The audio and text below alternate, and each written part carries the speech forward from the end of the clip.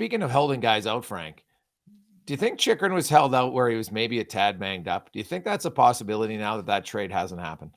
I do not, only because I heard that speculation out there, and I brought it up on Daily Faceoff Live last week when we had Colby Cohn, the Blackhawks analyst, as our guest.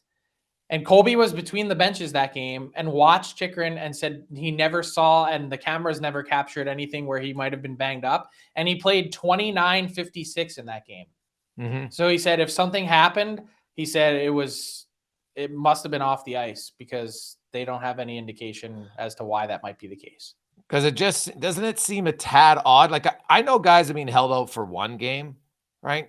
Never a few weeks. That just seems a tad odd to me. That's all. And maybe it's just a new thing. Like there's always new things that come up all the time in the NHL. So it's just I think it is a new thing. And actually, I've talked to a couple teams about this.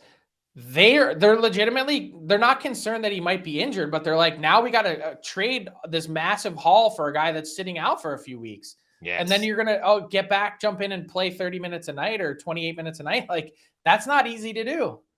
Well, on a good team, he ain't playing 28 minutes. Let's be clear about that. But he would play. I think he'll slide in on a good team on your second pair and help out a lot.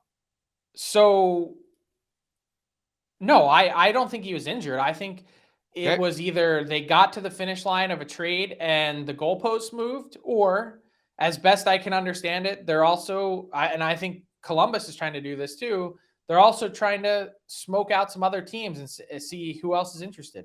These two things have gone on for a long time, and both Columbus and Arizona are asking for a ton for Chychrun and Gavrikov.